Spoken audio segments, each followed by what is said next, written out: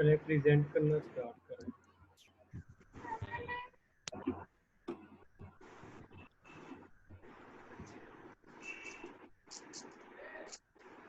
Sir 2 member रहते थे, एक जो है वो उनका फोन खराब है, दूसरा जो है वो प्रेजेंट कर देती है।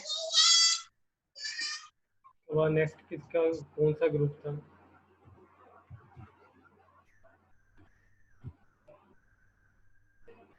नेक्स्ट किसका ग्रुप था?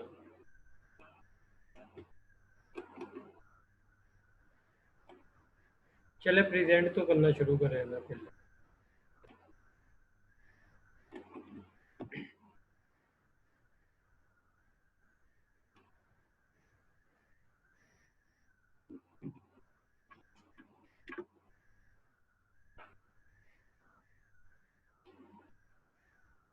प्रेजेंट करें, अब स्टार्ट तो करें।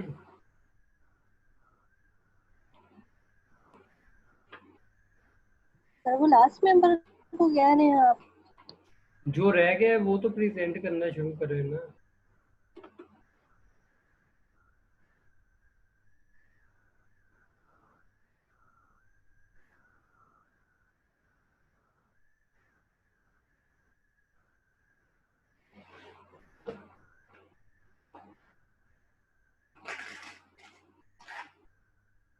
बोलेंगे कुछ के, अब इसी तरह चुप रहना है आप लोगों ने।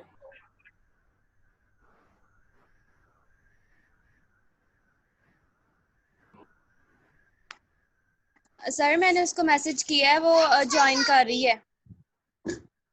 किसने प्रेजेंट करना है? सर मुनज़्ज़ा ने।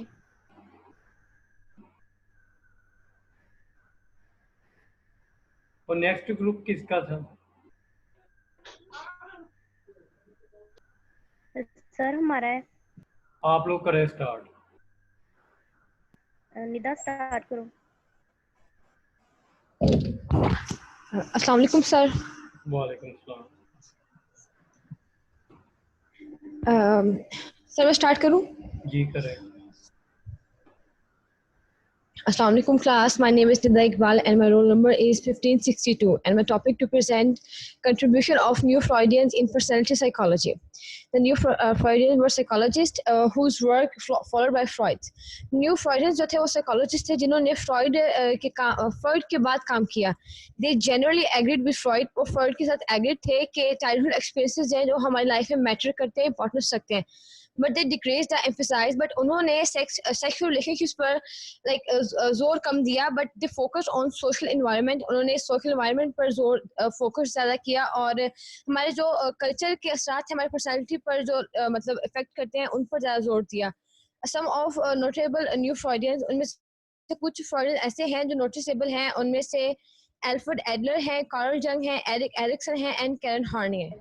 And नेक्स्ट जो है मारिया और ज़ुल्फिया, प्लीज प्रेजेंट कर दें. अस्सलाम वालेकुम class. Myself Zarfshan Amin with roll number 1588. Today my topic of presentation is Erik Erikson. Erik Erikson was a German-American developmental psychologist और इसे psychoanalysis भी कहा जाता था because of his theory psychological development of human being. इसने human being development psychological developmental पर theory present की थी. इसने डिप्लोमा अपना 1933 में रिसीव किया था फ्रॉम वीना साइकोएनालिटिक इंस्टीट्यूट से. इसको साइकोएनालिसिस स्टडी के लिए एना फ्रॉइड ने इनकरेज किया था. एना फ्रॉइड जो कि सिगमंड फ्रॉइड की बेटी थी, इसने लेटर ही proposed the theory of psychological development. Later he proposed the theory of psychological development. Erikson identified 8 stages of development. Basically इसमें इसने ये बात की थी कि जो इंडिविजुअल है उसकी personality development during life time होती है. जो है वो जब तक जिंदा रहता है उसकी पर्सनैलिटी डेवलप करती रहती है, जिसमें उसने 8 स्टेजेस बताई हैं. इसमें उसने एक और चीज को एम्फसाइज किया था कि जो हमारे सोशल रिलेशनशिप है वो बहुत अहम होती है इंसान की किसी भी इंसान की पर्सनैलिटी की डेवलपमेंट में. तो जो इसने 8 स्टेजेस बताई थी उनमें जो फर्स्ट स्टेज है वो है ट्रस्ट वर्सेस मिसट्रस्ट, जिसे हम एतमाद और बेएतमादी भी कह सकते हैं. इसका ड्यूरेशन जो है वो पैदाइश से लेकर 1 साल तक रहता है और ये वो स्टेज है जिसमें इन्फेंट यानी you can also say newly born baby. इसका टोटली जो ये पेरेंट्स पे डिपेंड कर रहा होता है। इसको इस स्टेज में बहुत ज़्यादा केयर की ज़रूरत होती है। इससे नहीं पता कि इसे भूख लगनी है तो इसने कैसे अपनी फीलिंग एक्सप्रेस करनी है, ये टोटली पेरेंट्स पे डिपेंड कर रहा होता है। इसे बस जब होता है तो इसने रोना ही होता है। अगर इसकी इस स्टेज में इसकी ये ज़रूरत केयर की जो है प्रॉपर वे में पूरी कर दी जाती है तो इसमें एक ट्रस्ट पैदा होगा। वो खुद पर भी ट्रस्ट करेगा, बड़ा होकर दूसरों पर भी ट्रस्ट करने के काबिल हो जाएगा। लेकिन अगर इसको नेगेटिव वे में अगर इसकी ना पूरी की जाए, इस स्टेज पे इसकी केयर उस तरह ना की जाए जिस तरह करनी चाहिए। अब जैसे हमारी सोसाइटी में भी कुछ पुराने ख़्यालात के लोग अभी भी एग्ज़िस्ट करते हैं, जो मतलब लड़की की पैदाइश पर इतना नहीं खुश होते जितना लड़के की पैदाइश पर होते हैं। तो फिर वो उसको उतना लव एंड केयर, अफ़ेक्शन नहीं दे पाते जितना वो उनको देना चाहिए था, या वो देते अगर उनके यहाँ बेटे की पैदाइश हुई होती। तो फिर उसमें जो लड़की है उसमें बेएतमादी पैदा हो जाएगी। वो किसी पे ट्रस्ट करना नहीं सीखेगी, उसको यही रहेगा पता नहीं मेरी कोई सुनता नहीं है, मुझे कोई पसंद नहीं करता है, ये चीज़। फिर नेक्स्ट स्टेज जो उसने डिस्क्राइब की है वो है autonomy versus shame and doubt, जिसे हम खुद मुख्तारी और शर्म, झिझक, डाउट वगैरह, शक वगैरह कह सकते हैं, जिसका दौरानिया 3 साल तक रहता है। इसका जो अहम मसला है उसमें ये होता है, उसने बताया कि टॉयलेट ट्रेनिंग इसका एक अहम मसला है। अगर इस चीज़ की ट्रेनिंग उसको ठीक तरह से दे दी जाती है तो उसमें एक खुद मुख्तारी पैदा होगी। जैसे कि बच्चे जब थोड़े बड़े होना शुरू होते हैं तो मदर कहती है कि मतलब अगर आपको ये ज़रूरत महसूस होती है तो आपने बिस्तर पे नहीं करना, मतलब बताना है। तो ये चीज़ उसको समझ में आ जाती है तो इससे उसमें खुद मुख्तारी पैदा होती है, जिससे वो कंडीशंस को कंट्रोल करने के काबिल हो जाता है। यानी अपनी जो फौरी ज़रूरियात है उसको मुनासिब वक़्त तक कंट्रोल कर सकता है, कि जैसे अब उसको ये बताया गया है कि आपने बताना है, उधर ही नहीं मतलब शुरू हो जाना। तो फिर वो ये देखेगा कि वॉशरूम में कोई गया हुआ है तो उसको कंट्रोल करेगा। ये उसमें कंट्रोल करने की जो खुदमुख्तारी जो है पैदा हो जाएगी, वो चीज़ों को समझना शुरू कर देगा। लेकिन अगर उसको इस चीज़ की तवज्जो इस टाइम पे ना दी जाए, तवज्जो ना मिले, तो वो इसके उल्ट ऑपोज़िट हो जाएगा, तो वो खुदमुख्तार नहीं रहेगा, उसमें शर्म और झिझक सी पैदा होनी शुरू हो जाएगी। फिर जो थर्ड उसने स्टेज बताई है वो है इनिशिएटिव वर्सेस गिल्ट। ये इसका जो ड्यूरेशन है ये 3 साल से लेकर 6 साल की उम्र तक होता है। इसका जो मेन प्रॉब्लम, इसमें जो मेन चीज़ उन्होंने बताई है वो ये है कि इस स्टेज में बच्चा अपने सारे काम खुद करना चाहता है, अपनी मर्ज़ी से करना चाहता है।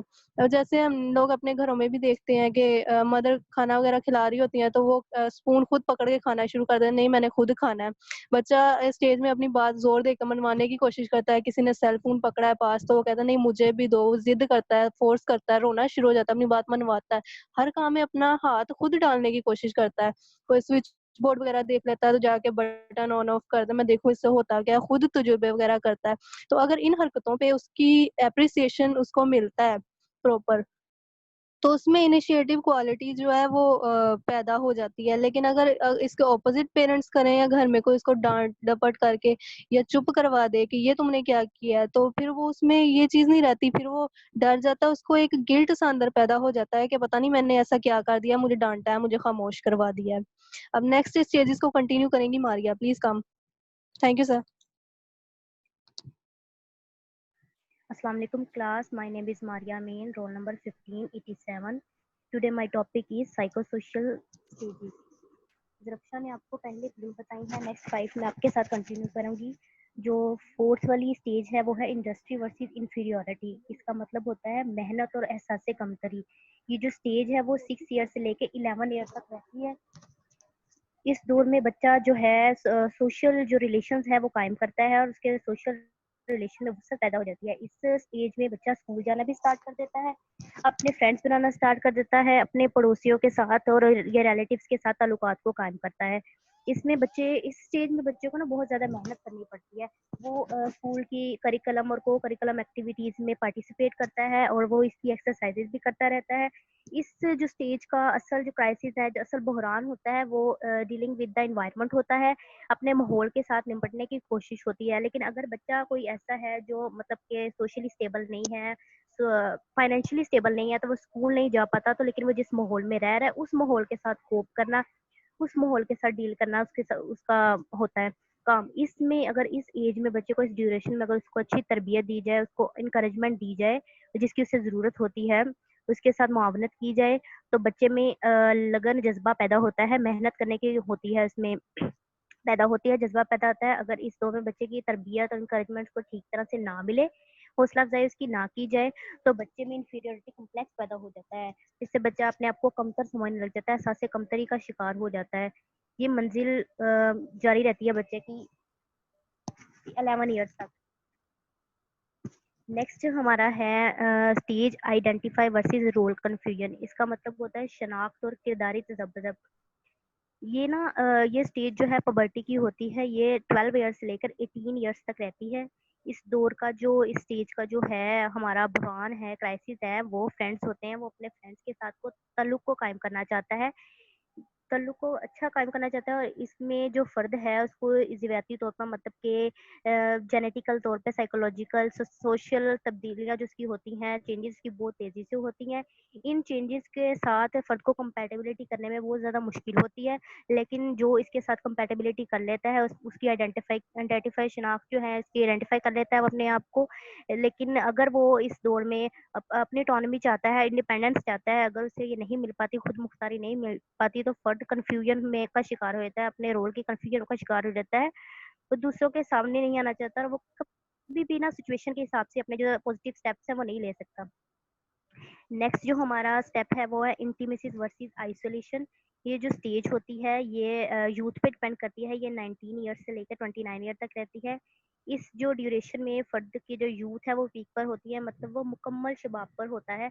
इस स्टेज में फ़र्द नए नए प्लान्स बनाता है, वो प्रैक्टिकल ज़िंदगी का आगाज़ करता है अपनी, और फ़र्द अपने प्रोफेशन को चूज़ कर चुका होता है, वो अपनी जो है घर बसाना चाहता है, अपने ना लाइफ का स्टार्ट करता है।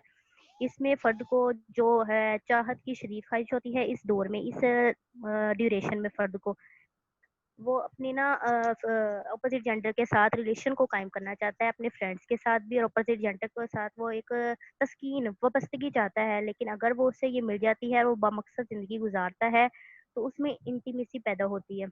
लेकिन अगर वो अकेला रह जाता है या फिर उसको कोई भी ऐसा तस्कीन देने वाला नहीं मिलता, कोई फ्रेंड या फिर कोई अपोज़िट जेंडर या फिर उसकी वाइफ़ या कोई भी, तो वो आइसोलेशन का शिकार हो जाता है। लेकिन अगर वो अपोज़िट जेंडर के साथ ताल्लुकात बनाने में या फिर वो कामयाब हो जाता है, लेकिन उस रिश्ते में भी उसके साथ कोई ऐसी गर्मजोशी या फिर अच्छा रिलेशन नहीं रहता, तो भी फ़र्द आइसोलेशन का शिकार हो जाता है। नेक्स्ट हमारा स्टेज है जेनरेटिविटी वर्सेस स्टैग्नेशन। इसका मतलब होता है पैदावारियत और जमूत। ये 30 की एज से लेकर 64 तक रहती है। ये जो स्टेज होती है ये आधी उम्र की होती है, मतलब फर्द इस उम्र में अधेड़ उम्र का होता है इस दौरानिए में। इसमें वो जो उसने अपने यूथ में जो अपनी प्लानिंग्स की हुई हैं उसके जो असरात होते हैं उसके फेस पर या फिर उसकी पेरेंट्स पे वाज़े आना शुरू हो जाते हैं। फर्द जो इस स्टेज पर अपने अपने आप को और अपने बच्चों को सैटिस्फाइड करने में लगा रहता है, अपनी रिस्पॉन्सिबिलिटीज़ को निभाता रहता है, और इससे इसकी ये जो जनरेटिविटी है इसमें इजाफा होता है, यानी फ़र्द अपनी सलाहियतों को, अपनी एबिलिटीज़ को अपने और दूसरों की फलाह के लिए इस्तेमाल करना स्टार्ट कर देता है। इससे उसके जो सोशल रिलेशंस हैं वो प्लेज़ेंट होते हैं, अपनी एबिलिटीज़ उसकी जो अच्छी होती हैं और खुशगवार ज़िंदगी और पुरसकून ज़िंदगी होती है उसकी। अगर उसको ये करने का मौका ना मिले फ़र्द को, तो वो अपने आप को मतलब कि स्टैग्नेशन का शिकार समझने लग जाता है, वो जुमूद का शिकार समझने लग जाता है, वो अपनी सलाहियतों को नकारा समझने लग जाता है। नेक्स्ट हमारी स्टेज है ईगो इंटेग्रिटी वर्सेस डिस्पेयर। मतलब अनाय वहदत और डिस्पेयर का मतलब होता है मायूसी। जो एरिक्सन ने अब हमें स्टेजेस बताई हैं उसकी लास्ट स्टेज होती है, ये 8th स्टेज होती है जो 65 की एज से लेकर लास्ट तक रहती है, एंड तक। ये इस दौर में फ़र्द बुढ़ापे में हो जाता है और अपने सारे काम से रिटायर हो चुका होता है, अपनी जॉब वगैरह से। तो ये इस दौर का लाज़मी जुज़ा इन्हतात जो होता है, इस दौर में फ़र्द अपनी ज़िंदगी के ट्रुथ को ना कबूल करता है, ज़िंदगी के हक़ाइक़ को तस्लीम करना स्टार्ट कर देता है। वो अपने पास्ट का एनालिसिस करता रहता है कि जिसने पूरी ज़िंदगी गुज़ारी है। अगर तो फ़र्द ने अच्छी ज़िंदगी गुज़ारी है, काबिल रश्क ज़िंदगी गुज़ारी है, तो वो अपनी ज़िंदगी से सैटिस्फाइड हो जाता है और अब खुद पर फ़ख्र महसूस करने लगता है, जिससे उसकी ईगो इंटेग्रिटी हाई हो जाती है। लेकिन अगर फ़र्द ने अच्छी ज़िंदगी नहीं गुज़ारी, जैसे वो अपने रोल की कन्फ्यूजन में रहा या आइसोलेशन में रहा, तो उससे फ़र्द को उस चीज़ का बहुत ज़्यादा पछतावा रहता है और वो ये डिसअपीयर हो जाता है, मायूस हो जाता है अपनी ज़िंदगी से, और वो फिर नाउम्मीदी का मुज़ाहरा करता है और मौत का इंतज़ार करने लगता है। Thank you. Next member please. Assalamu alaikum, sir. My name is Rimsha Akram, roll number 1581. Today my topic is Carl Jung. Carl Jung की सबसे पहले हम लोग बायोग्राफी पढ़ेंगे कि कार्ल यंग जो था वो साइकोलॉजी की फील्ड में कैसे आया, क्योंकि इसका जो मेडिकल फील्ड से बिलोंग करता था और ये एक फिजिशियन था। फिजिशियन कैसे बना और इसका जो ताल्लुक था वो स्विट्ज़रलैंड से था। ये बेसिकली जो कार्ल यंग है वो फ्राइड को एडमायर करता था और बहुत ज़्यादा फॉलो करता था फ्राइड को। फ्राइड का जैसे हमें पता है कि फ्राइड ने हमें सेक्सुअल डेवलपमेंट पर और कॉन्शियस, अनकॉन्शियस और प्री कॉन्शियस पर फ्राइड ने थ्योरी वगैरह और जिक्र वगैरह किया है। कार्ल यंग जो था ये साइको एनालिसिस ह्यूमन अनकॉन्शियस को बहुत ज़्यादा एडमायर करता था। इसने फ्राइड के साथ लेक्चर भी डिलीवर किए। जब इसने अनकॉन्शियस को मज़ीद स्टडी किया तो कार्ल यंग ने कहा कि फ्राइड ने अनकॉन्शियस को कम्प्लीटली एक्सप्लेन ही नहीं किया। फ्राइड ने कहा कि अनकॉन्शियस एक ज़ख़ीरा होता है। ज़ख़ीरा किसे कहते हैं? थॉट्स को, मेमोरीज को, इमेजेस को, डिज़ायर्स को, या मोस्ट वो बातें जो पेनफुल होती हैं। इसने कहा कि और इसने इन सबको अनकॉन्शियस का नाम दे दिया। फ्राइड ने कहा था कि पेनफुल थॉट्स जो होती हैं ये हमारे अनकॉन्शियस में जाके हमारे लिए प्रॉब्लम्स क्रिएट करती हैं और मेथड ऑफ कॉन्शियस में सबसे पहले इन्हें कॉन्शियस में लाना पड़ता है, इनका ट्रीटमेंट कर डायग्नोज करके इस कॉन्शियस के मेथड में, ताकि हम इसको सॉल्व कर सकें, इसका ट्रीटमेंट कर सकें, डिज़ायर का, अर्ज का। और इसका जो ट्रीटमेंट है वो हम साइकोथेरेपी के ज़रिए इस डिज़ायर को, अर्ज को हम रिजॉल्व कर सकते हैं। कार्ल यंग ने कहा कि फ्राइड से लेटर ऑन कार्ल यंग जो था वो फ्राइड से लेटर ऑन डिसएग्री था और इसने अपनी जो थ्योरी है वो डेवलप की। इसने एक थ्योरी डेवलप की जिसको इसने फ्रेमवर्क, डेवलपमेंट ऑफ फ्रेमवर्क का नाम दिया। नहीं, इसने एक फ्रेमवर्क डेवलप किया जिसको इसने थ्योरेटिकल फ्रेमवर्क का नाम दिया था। उसके बाद जो कार्ल यंग है इसने कॉन्शियस को 2 लेयर्स में भी कन्वर्ट किया। इसने कहा कि according to Carl Jung unconscious has 2 layer, the upper layer and the lower and deeper layers. The upper layer is the personal unconscious while the lower deeper layer is the collective unconscious. इसने कहा जो इंसान में upper layers पाई जाती हैं वो उसका personal conscious होता है और जो लोअर या डीपर होती हैं वो कलेक्टिवली होती हैं। अब इसने पर्सनल कॉन्शियस को कैसे कहा? इसने एक एग्जांपल दी कि एक अगर एक स्टूडेंट है उसका ड्रीम है कि वो एक डॉक्टर बने या एक इंजीनियर या एक ऐसी शख्सियत जिससे उसको पहचाना जाए या जाना जाए। अगर वो उसमें नाकाम हो जाता है, किसी तरह से फेल हो जाता है, तो उसका वो जो गिल्ट है, वो जो एंजाइटी, वो डिप्रेशन, वो जो उसको हर्ट करेगा, पेन करेगा, अनकॉन्शियस में जाके उसने उसको कह दिया कि वो उसका पर्सनल अनकॉन्शियस है और वो विशेज वो इनहेरिटेट को कहेंगे कि जो चीज़ हम अपने साथ लेके आते हैं, अपने साथ कैसे लेके आते हैं? अपने फोर फादर से, जो हमारे अंदर जेनेटिकली मौजूद होती हैं, उसको उसने कहा कि ये कलेक्टिवली अनकॉन्शियस होती हैं। इसके बाद इसने कहा the experience of four fathers and generation in form of certain partners called aristypes. इसके बाद इसने कहा कि according to Carl Jung every person has a dominant life attitude and a primary function that characterise him her us as a certain personality type.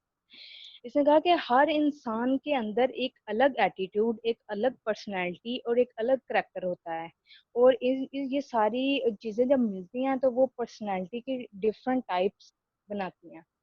और personality की 2 types इसने उसके बाद एक्सप्लेन की। इसने कहा एक्सट्रोवर्ट और इंट्रोवर्ट। एक्सट्रोवर्ट में इसने कहा कि strongly will be opposite that of the introvert. Extrovert की बात करते हैं तो इसके जो करैक्टर है वो काफ़ी डिफरेंट है इंट्रोवर्ट से। एक्सट्रोवर्ट में जो लोग हैं वो सोशल होते हैं, मतलब सोशली लोगों में घुल मिल जाते हैं, एडवेंचर्स होते हैं, उनको एडवेंचर्स बहुत ज़्यादा पसंद है, डरपोक टाइप, फियर, ये चीज़ें उनमें नहीं होती। स्पीकिंग, जब वो लोगों से बात करते हैं तो वो कॉन्फिडेंटली बात करते हैं, किसी तरह की हेजिटेशन नहीं उनमें आती, कोऑपरेटिव होते हैं। उसके बाद उसने कहा कि there are more consistent for the world, वो दुनिया के बारे में बहुत कुछ जानते हैं। इनकी अवेयरनेस वर्ड के बारे में बहुत ज़्यादा होती है। ये दुनिया में क्या हो रहा है क्या नहीं हो रहा उसके बारे में जानते हैं, न्यूज़ का पता होता है, खेलों का पता होता है, और ये बाहर की दुनिया के बारे में ज़्यादा सोचते हैं।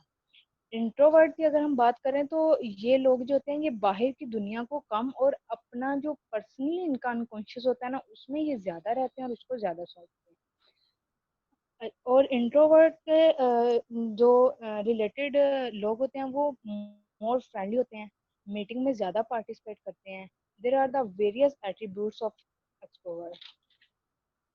इसने इसको चार में डिवाइड किया है। नंबर 1 है थिंकिंग, इंट्यूटिव, सेंसेशन और फीलिंग्स। सबसे पहले हम थिंकिंग एक्सट्रोवर्ट वो लोग जो थिंकिंग में जो लोग होते हैं उनको हम इस तरह ले लेंगे कि it will be realistic, practical. वो हर चीज को एक प्रैक्टिकल करके या एक चीज की प्रैक्टिस करके उसकी जो थिंकिंग है उसके बारे में जो सोच है वो फिर सोचते हैं। वो इमेजिनेशन नहीं कर लेते कि मे बी ये हो रहा हो, या कुछ भी इमेजिन कर लेना और उसके मुताबिक अपनी सोच कर लेना या वैसा काम कर लेना। इनके लिए thinking is more practical rather than imagination. उनके लिए थिंकिंग ज़्यादा इम्पोर्टेंट होती है किसी भी इमेजिनेशन या इमेजिन करने वाली चीज़ के नीचे। मतलब हम किसी भी चीज़ को इमेजिन कि मे भी ऐसा हुआ हो, ये लोग ऐसे नहीं करते। ये लोग उस चीज़ को प्रैक्टिस कर लेते हैं, उस चीज़ को जब तक देख नहीं लेते तब तक मानते नहीं है। इंट्यूटिव के जो एक्सटर्नल में बच्चे हैं दे विल बी ऑप्टिमिस्टिक। ये ऑप्टिमिस्टिक होते हैं, एडवेंचर्स होते हैं, they will be risk taker. ये रिस्क ले लेते हैं कि हम ये कर सकते हैं, हार नहीं मानते, फेयर नहीं होती, पैसिमिस्टिक नहीं होते। ये लोग ऑप्टिमिस्टिक होते हैं। आगे हम इसको कहेंगे सेंसेशन में दे विल बी केयरलेस और दे विल बी टॉकटिव। बहुत ज़्यादा बातें करते हैं, इतनी ज़्यादा किसी की परवाह एहसास वो चीज़ें थोड़ी कम होती हैं। फ्रेंडली लोगों के साथ बहुत ज़्यादा फ्रेंडली हो जाते हैं, बहुत जल्दी घुल मिल जाते हैं, और इनमें पेशेंस जो है वो बहुत कम होता है। जबकि इंट्रोवर्ट के जो लोग होते हैं उनमें पेशेंस बहुत ज़्यादा होता है इनकी निस्बत। इसके बाद फीलिंग्स में आ जाएंगे। They will be social, help and admiring. ये लोग सोशली इंटरेक्शन करते हैं लोगों से, अपने इर्द गिर्द की सोसाइटी से, दोस्तों से, रिश्तेदारों से हेल्प करते हैं जिसकी ज़रूरत हो, जिसको ज़रूरत हो, और किसी भी एक्शन को एडमायर करते हैं। मसलन हम इन लोगों को उनमें ले सकते हैं जो किसी को बर्दाश्त तो कम कर सकते हैं लेकिन कभी किसी को हेल्प चाहिए, कोई रिस्क लेना हो, कोई एडवेंचर, तो इन लोगों को हम उसमें शामिल कर सकते हैं। Thank you. Next Rabia Azhar define करेगी।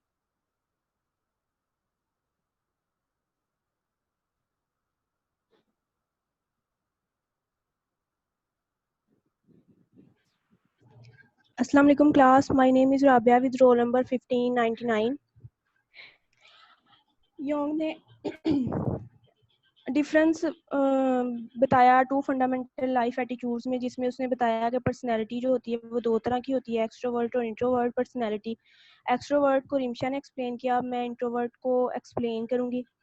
इंट्रोवर्ट का मतलब, इंट्रो का मतलब होता है इनसाइड, यानी अंदरूनी। मतलब वो लोग जो सिर्फ अपने आप में ही रहते हैं, अपने आप के बारे में सोचते हैं, खुद में ही बिजी रहते हैं। हम लोग जो हैं वी कैन जज देम इन डिफरेंट वेज। हम लोग इनको जो है जज कर सकते हैं।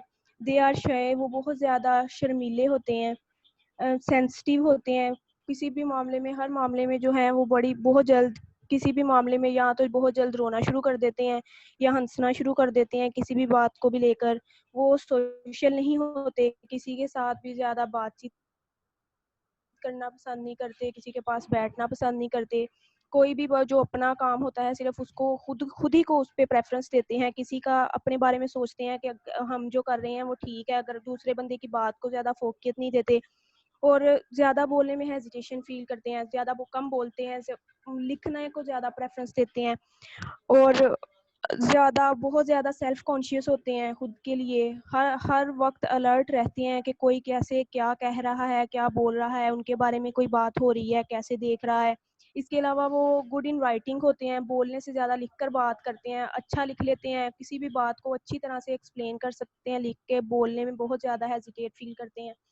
और अंडर अनएडवेंचरस होते हैं कि किसी भी कोई भी काम है जो उनको लग रहा है कि ये ज़रा मुश्किल है या कोई ख़तरे वाला काम है तो उसको वो नहीं कर पाते, मतलब उसको करने की कोशिश भी नहीं करते, परेशानियों से दूर रहते हैं, लेस फ्लेक्सिबल होते हैं, मतलब अपनी बात पे रहते हैं। अगर उन्होंने कह दिया है हाँ तो उस बात पे हाँ रहती है, अगर ना तो ना, मतलब कि उस बात को ये नहीं करते कि हम इस बात को सही अगर अब हमने ना कर दिया तो ये लेकिन हम कर सकते हैं तो इसको हाँ कर लें, मतलब जो उन्होंने कह दिया है उस पे वो ज़रा लचक उनमें नहीं होती, जो भी उन्होंने सोच लिया वो करते हैं। जिस तरह एक्सट्रोवर्ट में उस योंग ने जो था वो उसको 4 डायमेंशंस में डिवाइड किया था, इसी तरह इंट्रोवर्ट में भी उसने 4 डायमेंशन में इसको डिवाइड किया है, जो कि introvert feelings type, introvert sensational type, introvert intuitional type और इंट्रोवर्ट थिंकिंग टाइप। इसमें उसने 4 डिवीजन्स में उसे डायमेंशंस में डिवाइड किया है और इनमें उसने बताया कि वो किस किस तरह से इंट्रोवर्ट जो हैं, जिस तरह इंट्रोवर्ट फीलिंग टाइप है तो इसके अंदर वो जो है वो लेस बिलीविंग इन रियलिटी, वो रियलिटी पे बहुत ज़्यादा यकीन नहीं करते, मतलब वो अपने थ्योरेटिकल होते हैं और अपनी ही सोच के बारे में सोचते हैं, किसी दूसरे की सोच को फोकियत नहीं देते। इंट्रोवर्ट सेंसेशनल टाइप में है कि वो बहुत ज़्यादा पढ़ते ज़्यादा हैं, बोलते कम हैं, और जितना ज़्यादा उनके नॉलेज होता है तो वो उसको खुद ही के पास जो है खुद ही पे इम्प्लाई करते हैं, तो उसको दूसरा जो है किसी के साथ शेयर नहीं करते, अनसेटिस्फाइड होते हैं किसी भी मामले को लेकर के, मतलब उनको ये नहीं पता चल रहा होता कि किस तरह से वो क्या जो बात कर रहे हैं वो ठीक है, इसीलिए वो ज़्यादा सोशल नहीं होते, अपने खुद से ही मतलब बातें करना, सैड बहुत ज़्यादा रहते हैं, उनको सिर्फ रीडिंग करने में इंटरेस्ट होता है, बहुत ज़्यादा रीडिंग करते हैं।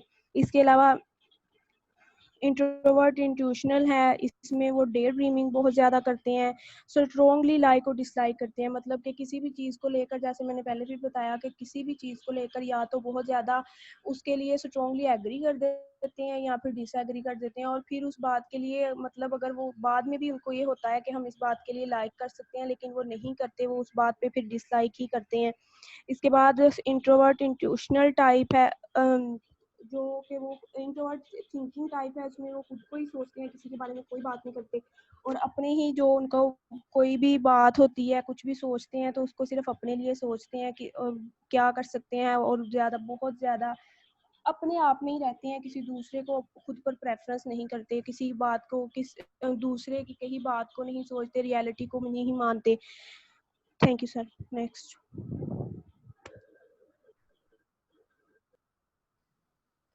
अस्सलाम वालेकुम। मेरा नाम मरियम फ़याज़ है और मेरा रोल नंबर 1601 है। मेरा टॉपिक कैरन हॉर्नी है। Karen Horney was one of the first women trained as a Freudian psychoanalyst during the Great Depression. Horney moved from Germany to the United States and subsequently moved away from Freud's technique. Karen Horney Freudian के माहिर नफ्सियात की तरबियत में शामिल होने वाली पहली खवातीन में थी। उसके शदीद अफसरदगी के दौरान वो हॉर्नी जो है वो जर्मनी से अमेरिका चला गया और उसके बाद फ्राइड की तालीमात से वो दूर हो गया। जंग की तरह हॉर्नी का ख्याल था कि हर फर्द में खुद शनासी की सलाहियत मौजूद होती है और नफ्सियाती तज्जिया का हदफ बचपन के इब्तदाई नमूनों की तलाश के बजाय सेहतमंद नफ्स की तरफ बढ़ना चाहिए। हॉर्नी ने भी फ्राइडन के इस ख्याल से इत्तेफाक नहीं किया कि उसका कहना था कि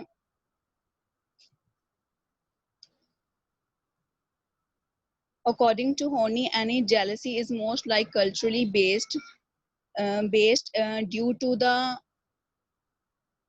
the greater privilege that males often have, meaning that the difference between men's and women's. Horny theories focused on the role of unconscious anxiety. She suggests that normal growth and can be blocked by basic anxiety. Horny के नज़रियात बेहोश अज़राब के किरदार पर मरकूज थे। उसका कहना था, उसने तजवीज़ किया था कि मामूल की नशोनुमा को बुनियादी अज़राब की वजह से रोका जा सकता है जिसकी ज़रूरत पूरी नहीं होती है, जैसे बचपन में तन्हाई के मतलब बचपन जज्बात बच्चे इस अज़राब को संभालना किस तरह सीखेंगे। उसका कहना था हॉर्नी ने कि मुकाबला करने के 3 अंदाज बयान किए थे। पहला, मुकाबला करने का अंदाज लोगों की तरफ बढ़ते हुए, मतलब लोगों की तरफ मेल जोल करना व उनसे मतलब ताल्लुक बनाना, इन्हिसार करना। ये बच्चे तवज्जो और प्यार हासिल करने की कोशिश में अपने वालिदैन और दीगर मतलब जो घर वाले हैं उसके इर्द गिर्द होते हैं उन पर इन्हिसार करते हैं, जो इज़्तिराब से निजात फ्राहम करते हैं। जब ये बच्चे बड़े हो जाते हैं तो वो मोहब्बत और कबूलियत मतलब जो अपने आप को अटेंशन दिलवाने के लिए उस चीज़ की ज़्यादा उनको ज़रूरत महसूस होती है। फिर इस तरह के वो ताल्लुकात से निमटने के लिए इस मुकाबला की हिकमत अमली का इस्तेमाल करते हैं। नेक्स्ट है तानीना।